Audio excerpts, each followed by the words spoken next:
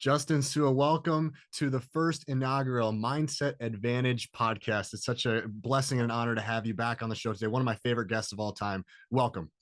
Thank you so much. So happy to be here with you too. We were talking a little bit off air and we were going back and forth about, how long we've been listening to Justin. And I want to say I started when you started the podcast back in 2016 or 2017, Wow. something like that. And you've been going every weekday ever since. I think you're on episode something like 1700, something crazy like that. I love it. And it's something that, you talk about. It's great for people that don't like podcasts because it's so short. But I think there's some lessons to pull out of it, Justin. First, I want to know, as a content creator, how the heck do you come up with something to talk about every single day? And how have you been so consistent over the last 7 years?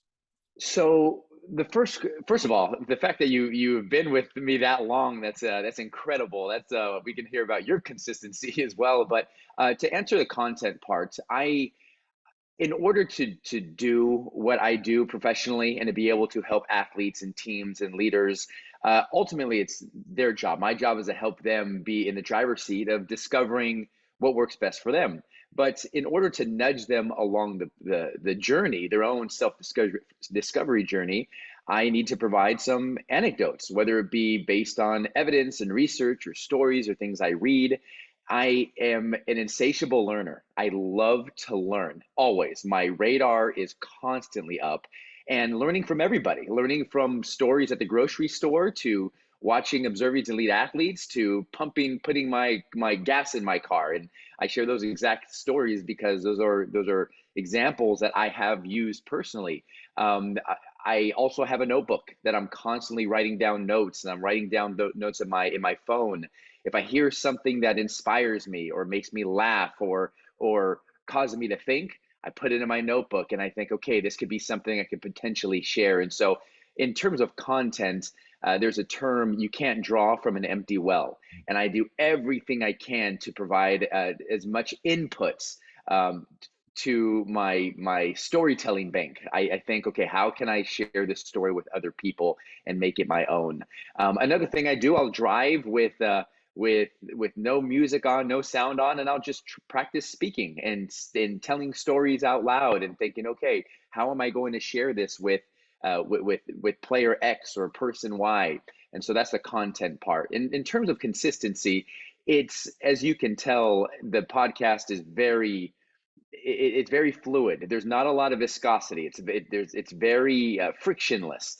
It's me, my phone, no editing, no cameras. I recorded my phone. It's only one to two. Sometimes I'll go on a riff on 5 minutes long, and it's gotten to the point to where it requires no really discipline or motivation. It requires discipline, but it's like brushing my teeth now. Now it's as simple as I don't even think about it. It doesn't feel like it takes any cognitive energy, any time expenditure. It's really simple.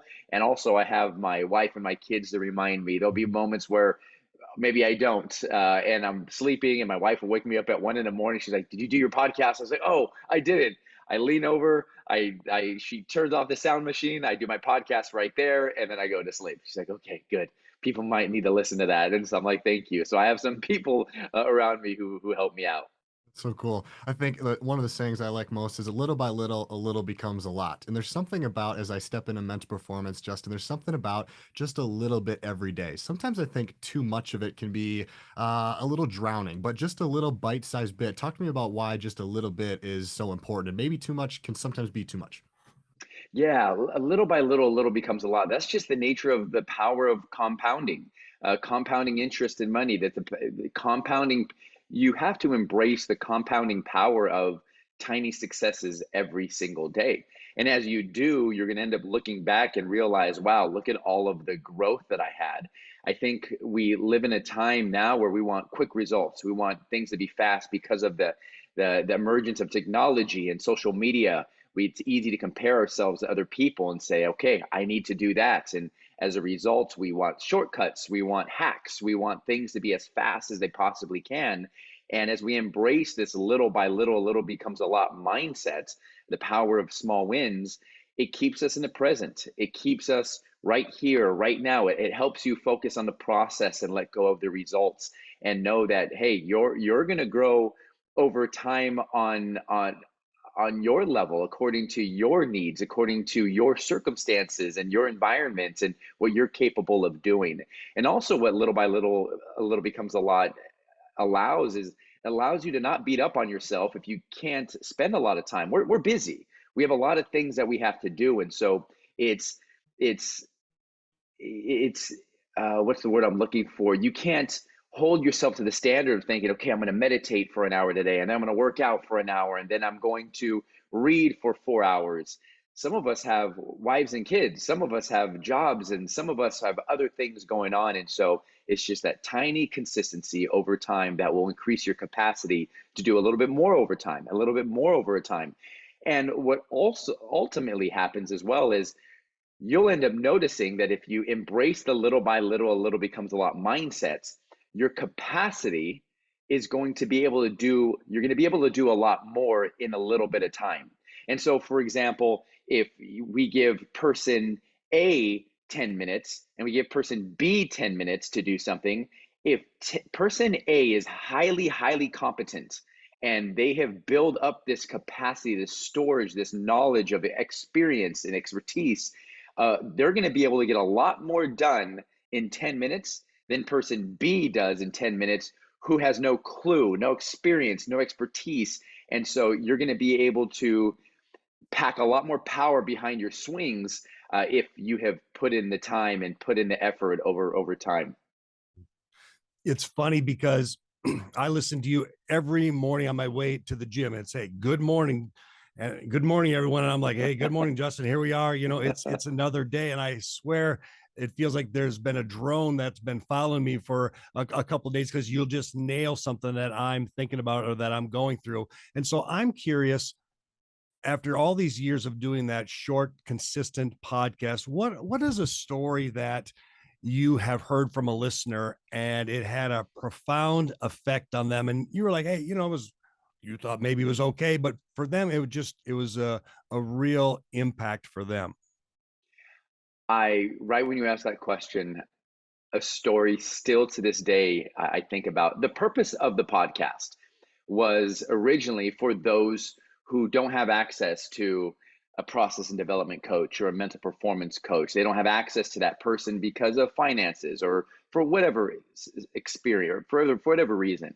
And I decided, okay, I'm going to make a podcast so I can be that person's mental performance coach, process and development coach. I want to help that person for free. Here, if you want access to a professional trainer, here are 1,700 something episodes. Everything I've ever taught to any person at the highest level is yours for free.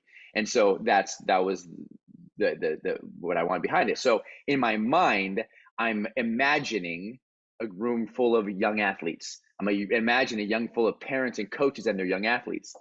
In 2019, I get an email from somebody, and this email stopped me in my tracks. It was a husband, and he was co-writing it with his wife. It's not, both of them signed it.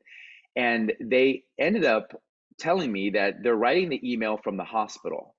And just a couple of days before, they gave birth to a stillborn child. They've been trying to have children for a very long time. And the child was born and ended up passing away immediately. And he's writing this 2 days later. He says, we're still in the hospital, but afterwards, yesterday, we just sat and we binge listened to your podcast. And we've been listening to a long time. We got away from it for a little bit and we just started listening. He goes, I just want to let you know that this is one of the hardest moments of our entire life. And your podcast and the words and the principles that you're teaching is helping us navigate this storm. Thank you so much. Please don't ever stop. And even telling the story, I had never in my wildest dreams imagined that would help somebody in that circumstance. And I did honestly feel incredibly humbled and incredibly honored and understand. And part of me is like, wait, why, how did that happen? What did they listen to? And so, but that was something that touched my heart. And I think about actually quite often, knowing that you never know who's listening to this and what circumstance or situation they might be going through. That's an incredible story. Another piece of your podcast that I really love is at the end is there's always a question or two, and you're so good at asking questions, and you're a professional question asker in my mind. And I'm just curious. I didn't ask you this ahead of time, but I'm curious if you had three questions, Justin, that you like to lean on. What are your favorite, most effective three questions that you either find yourself using a lot, maybe you ask your athletes a lot? What are three important questions that you typically lean on? So there are so it's kind of like jazz music. It's improv, and so it depends. The best question depends on Sure. the situation, who I'm talking to, how much time we have, who I'm talking with, the nature, the strength of my relationship with that person. But instead of the three questions, I would like to reframe the question to three types of questions. Is Sure. that okay? Like, Yeah. okay, so the first one is the initial question that you ask. So I think a basic framework for question asking is if you want better answers, start asking better questions. And so if I'm speaking to somebody, I think it's questions that go a little bit deeper. So I was just having this conversation with someone the other day. So we were talking about being in the room. One of the best questions I asked somebody, a professional male alpha athlete, I looked him in the face and I said, you seem scared. What are you afraid of? And the audacity to ask a grown man that question. First of all, I told him, you look scared. And what are you afraid of? I'm assuming so many things. And so my relationship better be very strong with this person so I don't get punched in the face and beat up by this guy. However, I didn't lead with that question. What I led with are learner readiness questions, little morsels to build up to that. So that was the haymaker question, but I set it up with a jab, and then I set it up with the right, and then I came in with the hook. So that was the hook. But the jab was, we talked about fear. Hey, what do you got on fear? Oh, fear is this. Where does it come from? Why do you think it happens? Why do you think athletes experience it? And then, huh, this seems like you. What are you afraid of? And so it started with jab and then the right, and then it came up with a hook. We started to analyze it. We started to get into it, got them warmed up a little bit. And then I said, you look scared. What are you afraid of?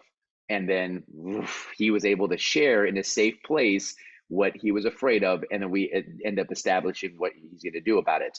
And so I think the opening questions when you talk to people, you want to ask questions that will get that'll cause them to think and explore their memories. Anytime you can get them to explore their memories, you have access to the driver's seat of their attention. I tell athletes all the time, I'm about to control your attention. They're like, what do you mean? I said, I'm going to control your mind right now. I was like, what do you mean you're going to control my mind? No one can control my mind. Okay, but before we do, what did you eat for breakfast this morning? Okay, I had this, I had this. Okay, I just control your mind. They're like, what do you mean? I said, I took you back to breakfast. I asked you what you wanted, what you ate, and you started thinking about what you had. I directed your mind there. And he's like, oh my gosh. And so my role as a question answer and question asker is to guide their mind. So the first one is the initial response. Okay, the opening questions. Questions to when you approach someone, am I leading them to a memory? Am I having them explore? Am I having them explain? Give me definitions. Give me your opinion. And they need to be asked in curiosity and not judgment. If I say, what do you think about fear? What do you think about process? Oh, now it's like, wait a minute, they're going to have their guard up. But if I'm like, huh, you have a lot of experience. You've been doing this forever. Well, what's your take on fear? Like, just I'm asking the same question, but just the nature, the how I'm asking it, I'm respecting their experience and expertise. Okay, so that's number one. Number two, you find a lot of power, probably the most power, in the follow-up questions. And so they'll give me their answer, and I am listening intently, very close. And so they'll say, "Oh, you know what? Fear. Oh, it could paralyze guys. It's something that could paralyze you and freeze you and cause you to lose confidence." One of my favorite follow-up questions is, "What do you mean by that?" That simple question, "What do you mean by that?" It's like, oh, okay, let me dig a little, let me answer a little bit deeper. What do you mean by that is such a simple, subtle power. Oh, okay, well, what do you mean by that? That's one of my go-tos. I say that and ask that all the time. And a lot of times these questions, and I'll tell them, is not for me, it's for you, the athlete, you, the CEO, you, the executive, you, the mom, the dad, so that you can think out loud. My job as a professional question asker is to allow the person I'm working with to think out loud so that they can put their thoughts in their mind out in the open so that we could explore it together. Another question I like to ask when they say that, I'll just say, "Oh, okay, so you just said this." Okay, and I pick it up off the table. Okay, so you just said this. Is this correct? You're like, yes. Okay, I'm not adding any words to what you just said. No, you're not. Okay, this is what you said. How did you come to learn this? Is this something you always believed, or is this something that was taught to you or you learned over time? This thing that you said. Oh, well, this. And then I'll say, if I'm somewhat hesitant about it, if I think it's a blind spot, I'll say, okay, can I push back on this a little bit? And I'm holding it in my hand to show them that it's not everything they said. It's just this principle that we're talking about. I said, what if I were to ask you this, that nudges a little bit, that crushes a little bit? Like, what do you think? And some guys will defend it. Some guys will be like, oh, I didn't think about that. So I don't know, like maybe we could expand it a little bit to give it a little bit more space to room, because I think maybe this thing right here is your obstacle. Maybe in the past it helped, but now you're a different beast. You're a different person, different circumstances, and this doesn't help you in your circumstance. So maybe to think about. And so we talk about that as well. So those are the follow-up questions. And then the third category of questions are the self-reflection questions. I think these are powerful because no one is around you. No one's around you to hold yourself accountable. And so these are the questions where you can just punch someone in the face. What questions like, okay, I'll text a guy a question. I'll say, hey, ask yourself this. Don't answer this to me. Ask yourself this. But what are you lying to yourself about right now? As you're driving to the stadium today, just think of what am I lying to myself about right now? Or ask yourself this, what am I wrong about right now? Where am I full of BS? In what aspects of your life are you full of BS right now? Don't answer me. And wouldn't you know, a lot of these are my friends, and so they'll come up and they're like, how dare you ask me that question? But this is what I came to. And so those are the three things. The first, search, analyze, apply questions. Second ones are the follow-up questions. And third are the self-reflection questions. It's interesting that you say that. In my programs with athletes, I'll start off with just some fun get to know you questions, because there's kids from all over the conference or the state, and it's what's unique about you, what do your parents do that embarrass you, and then we'll talk about the difference between scuba diving and snorkeling. And snorkeling is real surface level, and scuba we're going to dig in. And as a facilitator, it's like, I'm going to go with however you want to go as a group, but if you're willing to dive in, then we're going to have a better day, and we'll get into strengths. But the question that really creates the rest of the program is, what's holding you back from being a better leader? And to create the dynamic, this is a safe environment. And I'm amazed at how students will open up when they feel like it is safe. You were talking about that earlier. And one of the things that always comes up is confidence. I lack confidence. I don't have enough confidence. It happened in yesterday's programs. So when you hear someone say, I'm struggling with my confidence, where do you start? How do you create the framework that's going to help them address that? Yeah, this is a great question. Confidence is it's a very interesting topic. If you were to ask me, what is something that I used to believe that I no longer believe, it would be around confidence. I believe less about the importance of confidence. And this is what I mean by that. I believe, and I've seen, and the research shows that confidence is not an accurate predictor of future success. What I mean is, a lot of young athletes and professional athletes, there have been moments where they felt a lot of confidence. They go into performance and they perform terribly. And then there are moments where athletes don't feel a lot of confidence. They go into a performance and they perform very great. And so then I ask them, I say, so what does that tell you about confidence? And they're like, that tells me that sometimes you'll have it, sometimes you won't. Okay, that is normal. Great. I used to always, early in my career, 2007, 2008, confidence. But I ended up replacing the word confidence with a different word. And I think it's best explained through what an athlete told me. So last season, this athlete, one of the best in baseball, highly respected, unbelievable athlete, incredible. So he's he's a pitcher, he's working on a new pitch. And this new pitch or new mechanics or cleaning up, I can't remember exactly what he was working on, but he didn't have a good bullpen. He didn't have, bullpen is where the pitchers practice. He wasn't doing very well. But you could see that he wasn't getting too frustrated, but he was just working on something new. And if you were to watch him, you'd think, wow, he's not very good. But we all know he's very, very good. So I asked him, I said, well, is there ever a moment where your confidence is shaken when you're working on something new and struggling as much as you just did? And he goes, no, because in that instance, I'm not doing that to build my confidence. I'm doing it to build my competence. And so that right there is something so important that young kids and everyone needs to understand is instead of chasing confidence, you want to chase competence and let the confidence flow. Confidence will emerge to the degree that you know you've put in the work, that you've known you've done everything that you can to be ready for this moment. Now, different levels of readiness, and then the question becomes, okay, what have you done? What have you done to be ready for this moment? What have you done to build that competence? Now, I don't want to say that confidence, like, let's completely dismiss it, because I'd rather have it than not. We definitely rather have it than not. And with that being the case, I'm not anti-confidence. I'm just saying, okay, calibrate confidence with competence. Let's focus on competence and let the confidence flow.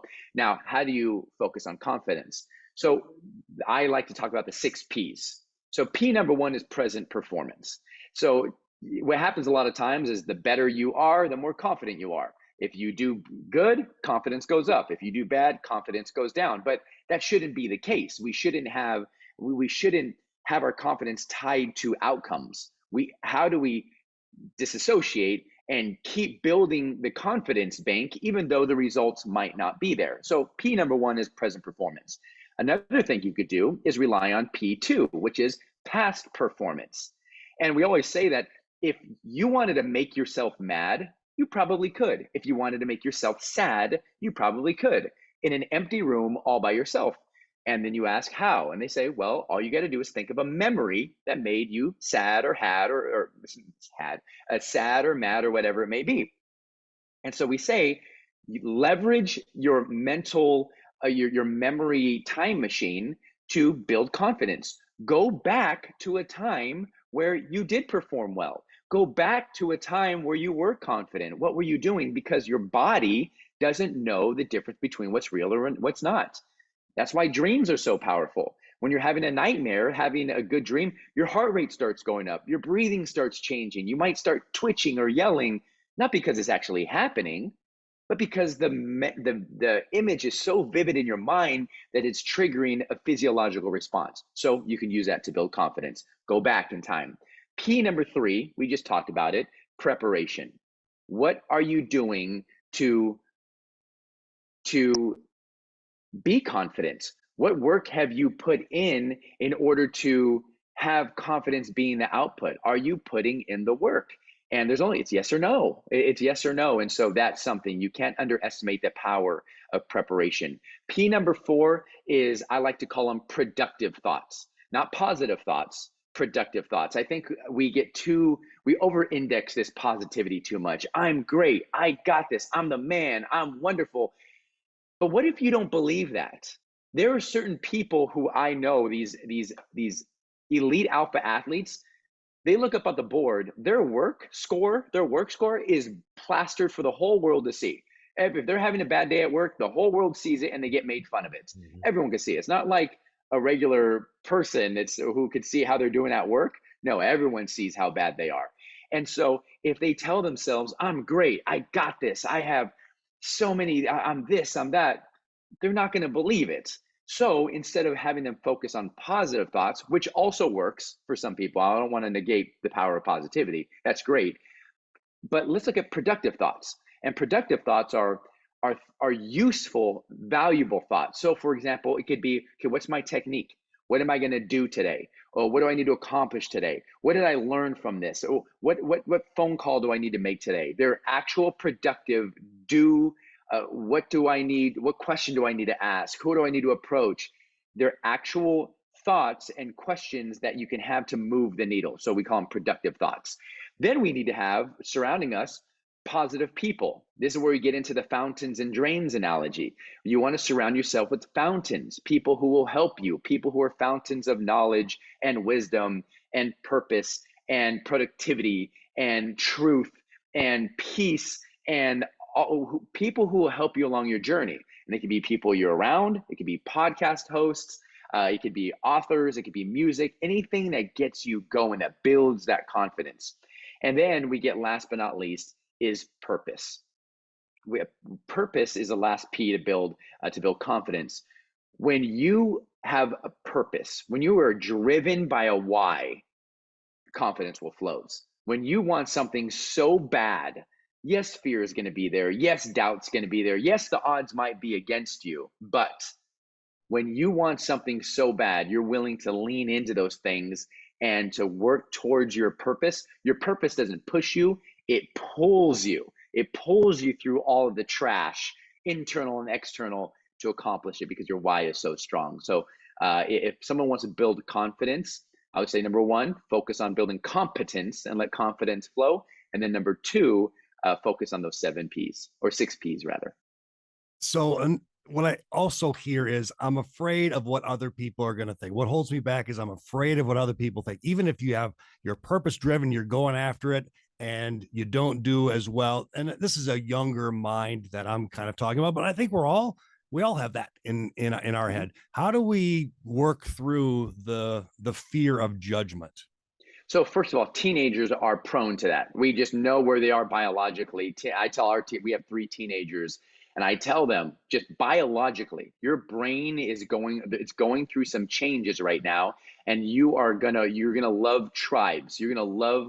You are going to want the love and affection and the approval of your peers more than me and mom. You're going to want that, just so you know, and we get that. We're going to keep that in mind when we have our loving conversations and when we have these experiences that go on in our homes. Completely understandable. So awareness is key. Okay, good. Okay, that is awareness. Mom and dads need to understand that. Coaches need to understand that. Teenagers, as they go through those puberty years, normalize. Also, they're going to feel a lot isolated as well. They're going to want connection. They're going to feel insecure. I'm talking teenagers right now. They're going to feel every little moment. Are they thinking about me? Are they talking about me? If they see a group of people, totally normal. So when I speak to teenagers, I put that out in the open and they laugh. They're like, oh my gosh, how did you read my mind? It's like, no, I want to normalize it. You're not weird. You're not crazy. And as a result, they're willing to do things that is way outside of their value system, way out, because they want that approval so bad. And so they start hanging out with people and doing things because they feel they want to be in the in crowd. Totally normal. And so as adults, and as you mentioned as well, it's all ages. Like we all experience it as well, a little bit more at the teenage level. But one of the things as well is, number one is to be aware of it. Say, okay, I need to be aware. I have a propensity to care about what other people think. This happens with pro athletes as well. I had an athlete tell me, he's like, why do I care what user Barry12456 cares about me, who's just a gray profile picture. He said something mean. Why do I care about what he says? Totally normal, totally human. And so we discover it. And then I ask, what should you do? He's like, I shouldn't care. I should not care, but I do. I care a lot what these nameless faces care about me and my family and my appearance and so forth. And so awareness is number one. We need to understand, what are your principles? Okay, maybe create a checklist for yourself. When you find yourself, so let's go into colors. We have green, yellow, red. So green thoughts are thoughts that are green means go. You're good. Everything's great. We're fine. Red is deep despair. Red is panic. I'm terrible. I'm the worst. Yellow is get ready. Red's on the way. If you keep going this direction, red's on the way. So we establish yellow thoughts. Yellow thoughts are like, I don't feel very comfortable. Yellow thoughts are, uh-oh, what if I'm not confident? Yellow is, what are they going to think about it? It's not red, but it's yellow. And once they hit yellow, then you need to activate the checklist. Okay, is this real? Okay, what should I focus on? Where is my attention? They serve as kind of rumble strips, like on the side of the road, you have a rumble strip to vibrate the whole car. That's signaling. That doesn't mean you're a horrible driver. It's like, hey, you're losing focus. Get back into your lane. So the yellow represents the yumble. It's the mental rumble strip saying, up, you're losing focus. What do you need to focus on?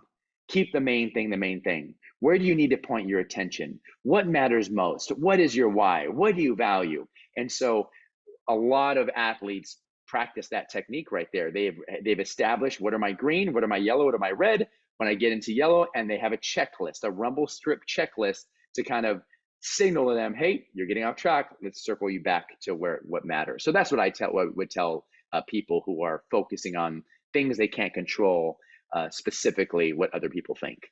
So a follow up to that, if you're a coach and you see one of your athletes go to red light, and when the fountain is going and it's green light, they're the greatest person in the world. Hey, everything is just perfect in their world. Then they go red light and they kind of look at you, if you're the coach, like, man, I do suck. And what am I doing wrong? And what do you do as a coach? What's your advice to a coach who sees an athlete who is in red light and is very difficult to have a conversation with? What do you do there? Yes, I would say a couple of things. So first of all, it is what to consider. How much time do you have for this conversation? What are they mad about? Like, is it in a performance? Is it practice? Who's around? What is their age? What is their level? Like, what is the level of my relationship? So, like, all of a sudden, my mind is like, okay, there's a lot of decision making that needs to be happen in this exact moment. But the number one question is, how can I turn the volume down? That's it. As a coach, you're just trying to turn the volume down. Your actions as a coach could turn it up. You don't want to turn it up. You want to turn the volume down. Worst case, keep it the same, but you don't want to make it worse with a bad timed question or a response that is contrary to actually what they need. So one principle to keep it, a couple of first principles. One thing to keep in mind is that when a person is in the red, they are irrational. There's no thinking there. They're not rational. So you can say, oh, no, you're okay. No, take a deep breath. They don't care what you say. No, they're not listening to you. Like, as rational and as calm as they're in the red, they're in the red. They're not all of a sudden going to go to the green. And so understanding that is huge. And so could we hold off this conversation? A lot of times is you need to ask, does what need to be said, do I need to say it right now? Do I need the person to say it? And what kind of tone does it need to be said in? Who needs to say it? When does it need to be said? And what kind of tone does it need to be like delivered? What kind of tone does it need? How does it need to be delivered? And so I'm asking myself, okay, when does it go? So maybe you're going to do it right there in a moment, and you're going to go aside and you're have this little conversation, and you're just going to give a little reminder, because this person's not going to be thinking rationally. Maybe you do it in the form of you take notes, mental notes, and then you ask them the next day. You ask them about it. Maybe it's mom and dad get involved. Maybe it's a teammates. Maybe I can't tell you how many times there's a player in the red, and I look at as one of his teammates and say, hey, would you see so-and-so? It might be helpful for you to check in with this guy. The player didn't even know. He's like, oh, shoot. Okay, yeah, I will. He comes back. He's like, how did you know? I was like, oh, it wasn't me. And that player has no idea that I told this player to go talk to that person. They went out to dinner that night and had a great conversation. So there's a lot of different ways that you can do this. Another thing that you can do is disassociate from the moment. I'll never forget that I was panicking on the mound one day when I was in high school, and I was getting really, really mad. And my father was one of the coaches. He calls timeout, and he comes up to the mound, and he tells the catcher to stay back at the plate. He tells the infielders to go back to their position. So it's just me and my father talking on the mound. This never happens in baseball, by the way. So for those of you who don't know baseball, imagine a basketball timeout or a football timeout, where the coach only wants to talk to one player and nobody else. Awkward, really awkward. And I'm looking around. We have a lot of people there because we were number one in the state in California at the time, playing against another highly ranked team. And I was getting rocked, and we were like 14-0. It was a lot on the line. And so I was getting nervous and mad. He comes up to me and he looks me in the face and I'm like, what's my dad about to say to me right now? This doesn't look good. And I was showing a lot of bad body language. So I thought he was going to talk about that. And he looks at me and he goes, "Are you hungry?"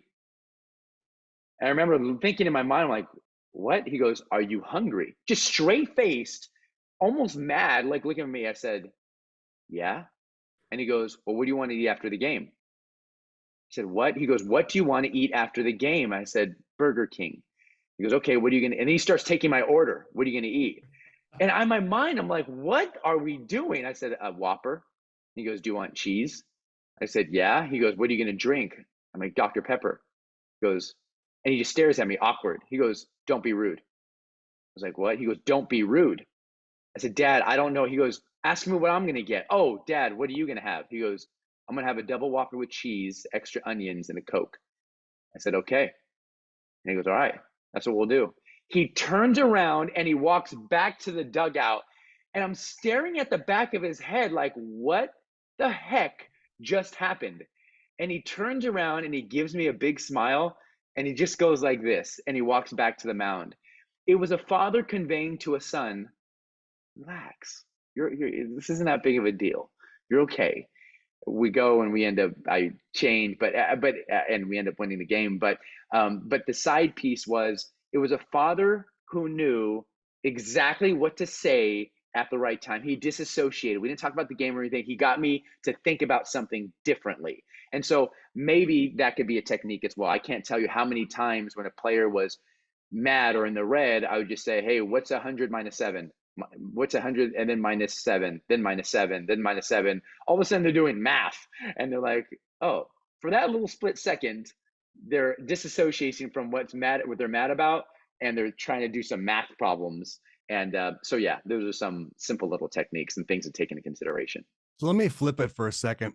The other day, I had a young woman, "What holds you back?" And she said, "Well, it's my dad.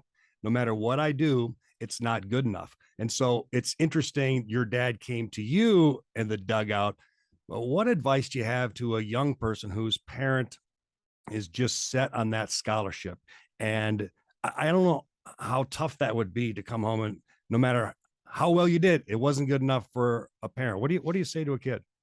That is unbelievably difficult because it's mom and dad. And the person I want to talk to is mom and dad. The person you want to speak to is to help the parents who love their child more than anything, who love them. They sometimes as parents, and I wouldn't be able to say this as parent, as if I had I not three children of my own. Sometimes parents, like, you see, you want your child to succeed more than they want to succeed in certain things. You're like, please just want this, and they don't. So they want to do other things or have a different mindset. And so you just empathize, you just sympathize, you just, first of all, you don't pit the child against the parents. Forget that parent. He doesn't know what she's talking about. She didn't know. You don't want to create any more of a rift between the athlete and the parent. The first thing I do is acknowledge that is very difficult. That is hard. Um, what problems that we define it? What problems does that create for you? I want to find out the intensity. I want to find out the frequency, and I want to find out the duration. Intensity, frequency, and duration. Hey, how often does it happen? How intense is it for you on a scale of 1 to 10? Are there and then when do these feelings leave? Like, when do you not thinking about this? Oh, when this happens, when this happens. Okay. So how have you done it up to this point? You're 14 years old. You've had 14 years. Like, how have you done it? To show them that they've done it. They've been successful. They've been able to navigate this. It's been hard, but they've been able to navigate. So I'm listening very closely to values or tools or techniques they're already doing in order to navigate it and to navigate the difficulty, because it triggers emotions, it breaks their hearts, it puts a lot of pressure and stress. They get really tense to please mom and dad, and so it's very hard. And so we're going through it and just to create an understanding. And then I say, okay, these are three things we need to protect from you. We need to protect your energy, we need to protect your attention, and we need to protect your time. And so you worrying about your parents and having these conversations, this is very strong. It's very hard. Let's create a routine. Let's create a system to help you protect your mind so that you're not worried about what dad thinks while you're on the golf course. So you're not worried about what mom thinks when you're on the tennis course, or when you're when you're doing your test. Worrying about what mom and dad thinks is just extra noise to the system. It's not helping you get an A on the test or do your best. Okay, let's create a system. And so we sit down and we create a system. We're not painting mom and dad as the monster. We're saying, okay, this is your circumstance. You're not going to go and stick the middle finger up to your parents and so forth. Chances are you love your parents as well. Okay, let's use this opportunity as an opportunity to create a system to protect your mind, to be able to put your mind where you want, when you want. And the example I give them are cold plunges. A lot of people would do cold water plunges, and they'll go into cold water and they will have to train their mind somehow to be able to focus on what they can control. And they're immersed in cold water. Some of them focus on their breathing. Some of them focus on their body. Some of them imagine a hot fire. But their body is submerged in water, in freezing cold water. So they do something in their brain to be able to endure the cold. And that's all we're doing with this young athlete. They're in it. They're in it. What can we do to help you create, to be able to embrace it, endure it, to use this as to strengthen them as they move forward? So that's some of the things. It's not a poor you, feel sorry for this and that. It's like, no, okay, what are you going to do about it? What are you going to do about it? And in some cases, it is a conversation. I was working with a husband, a dad, and a son, and they come into my office and they sit down. And it was the dad and the son. He was a senior in high school, and the dad goes, "All right, Justin, this is why I wanted to do work with my son." He goes, "I love him so much, and he's so hard on himself. He practices hard, but then he panics in the game. I see him really set his goal. He eats right, he sleeps right, he does everything really well to get success, but it seems like he's so tight in the game, and maybe you can help him." And I look at his son and I say, "Is there anything you want to add to that?"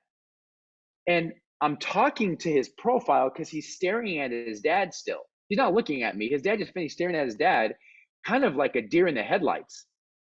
And he ignores me completely. And he looks at his dad and he goes, "Are you serious?" And his dad, he looks at it. Now they're having this conversation. His dad's like, "Yeah, you work incredibly hard. You train. I just think you get really tight during the game." He goes, "No, that you love me." And his dad goes, "Of course I love you." And he goes, "Ah, what a relief," the kid. And the dad goes, "What do you mean?" He goes, "That's the first time I ever heard you say I love you." Wow. He goes, "So I'm here working my butt off because I think that the better I play, the more you're going to love me, the more that you're going to spend time with me. We're going to go out to dinner. And I see that when I play better baseball, you care more and you care about my life more. And we're out talking more and we do that more." And I look at them, I said, "All right, I think we're done. You guys, you two explore that. You explore that." I don't even know who they are. Next thing you know, I get an email from the father a little bit later, and he goes, "I just want to let you know, by the way, I did nothing. I literally did nothing." He goes, "Me and my son, I end up realizing in that little exchange that all my son wanted was me to articulate to him that I love him regardless of how he does in school or on the field." He goes, "I thought I was sending that message. I didn't realize that I wasn't. Thanks." And that was one of the most powerful examples. And so experiences, but maybe there's a message for coaches and kids and to have a conversation around that. And it's unfortunately it's more common than I thought. I grew up with him as my old man, that we didn't run into some of this stuff, but I've done 2 programs with him. It's not very many, but we're 2 for 2 now when we've had this conversation of what's holding you back. Twice now, we've had a male and a female both say, my parents' expectations. It's just kind of, it's a little bit depressing on how common it actually is. And maybe that's a good takeaway too, Justin, is let's normalize it when the kid comes to you, say, hey, this is somewhat normal. You're not alone. You're not the only person who feels this way. And that might help lower some of the stress as well. Not that it's okay, but you're not alone. I would even take it a step further and prime them when they step into your session. When you have a room full of kids, I would say it before they even approach you, because I was only one or two people when probably a whole way more would do it. So whenever I get in a room full of soldiers or a room full of athletes or executives, I will literally prime their mind by expressing why their job is hard without them even saying a word to me. And all of a sudden they're like, oh my gosh, how did you know? How did you? It's like you get into the, I'll say, hey, you're probably worried about this obstacle, this with your things that, unless you are a pro athlete yourself, like it's never talked about in media, but unless you know, unless you're on the in, you're the only one who could know this little nuance of difficulty. And all of a sudden, eyes are like, oh my gosh, you are absolutely right. So maybe when you're in the room full of, whenever I'm in a room full of youth, I say, some of you in this room right now, I don't know who you are. I don't know who you are, but some of you in this room, you're feeling a lot of the pressure that comes from the people that love you the most, mom and dad. And you see their head, their eyes get big and their head go up. Mom and dad, you love your parents so much, and you're trying to get their approval, but that's where a lot of pressure comes, and you feel like you're not good enough because they tell you you can be better, and they're like, now they're leaning in there, and I'm like, okay, in this session I'm going to give you some tools to help you with that. And now kids who normally aren't paying attention, you see them grab their notebook or their phone and hit record and like, okay, I got to hear what this guy's about to say. So maybe an idea there. I love it. Yeah, so we wanted to also talk about some of the focus stuff. We were going back and forth on, what do we want to ask you today? And one of the things with the situations, we're both big sports fans, and we could kind of put it in the baseball scenario, but we're curious, Justin, what happens when, but we'll paint this scenario, baseball can change just like that. It just like a lot of sports can, momentum can turn.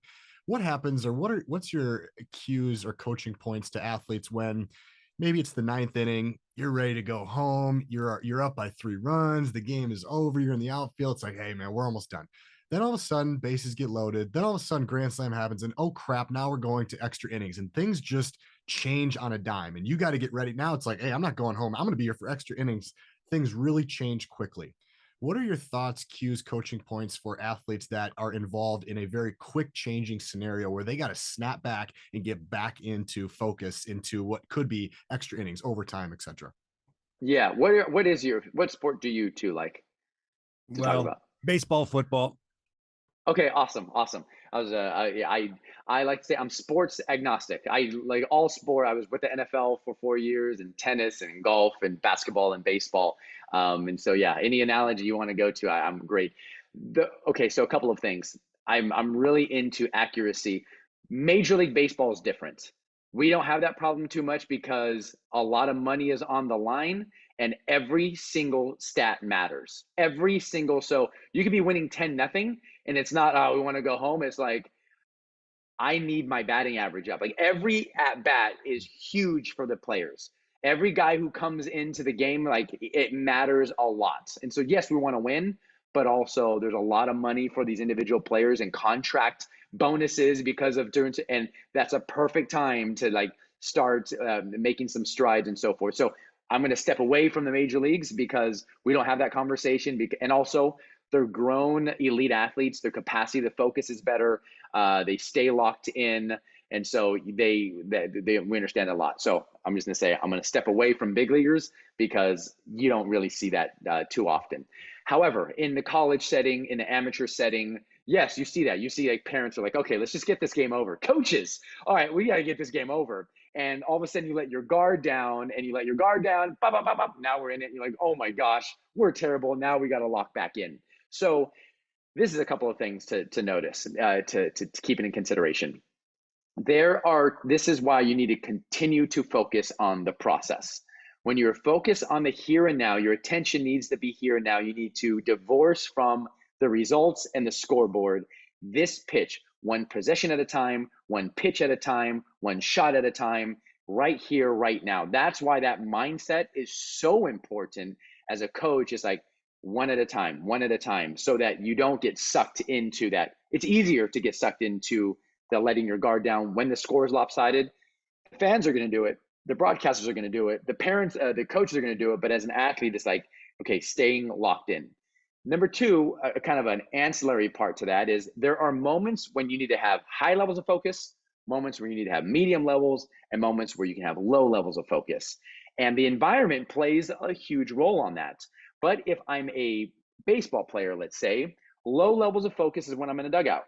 Medium levels of focus is when in between pitches, when I'm not. So medium levels, if I'm in the field, the example you said, I'm in a field, pitcher throws a ball, I have about 45 seconds, medium level, medium level, medium level. Once the pitcher gets on that mound, boom, locked in, high level focus.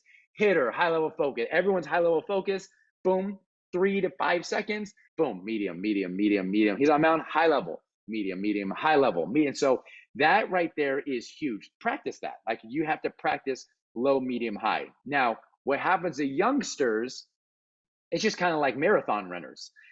Marathon runners, if you, us, I don't know what your, I don't want to assume what your running is like. I'm terrible.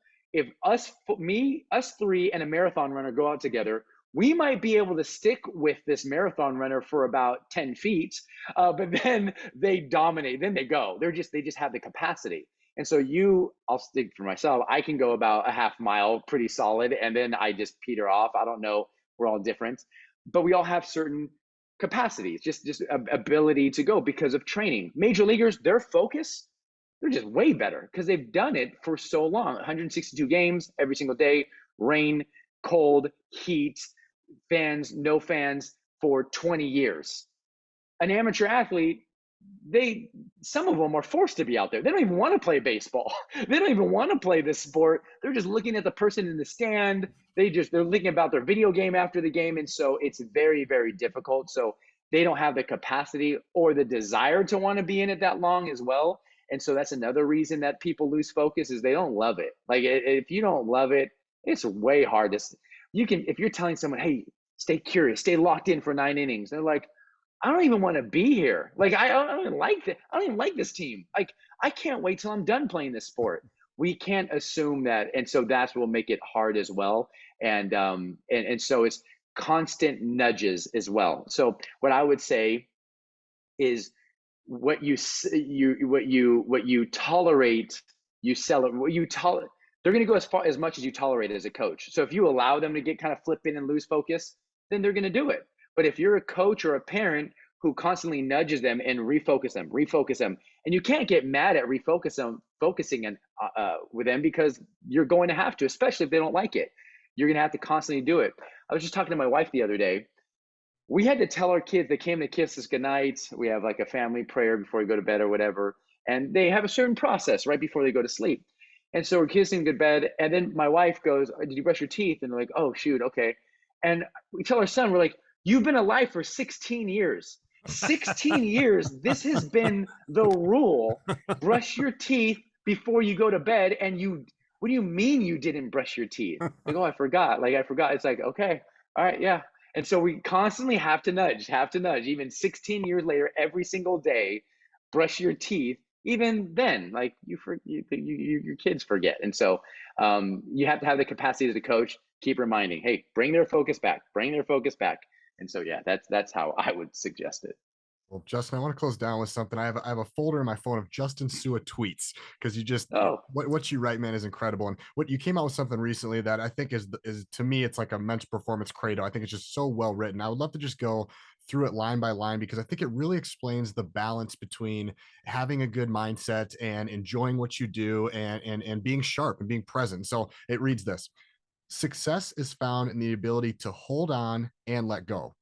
Have a plan, but be okay when things get messy. Care, but not worry. Be confident, but coachable. Be results driven, but process oriented. Be selfless, but selfish. Put your all into what you do, but don't be defined by it.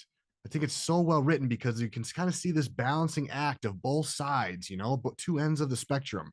Walk me through that. Oh, This is we can have a whole podcast on this topic alone. Anything in particular you want me to walk you through? Man, we could just touch on each line really quick if you wanted. Like hold on and let go. What does that mean to you?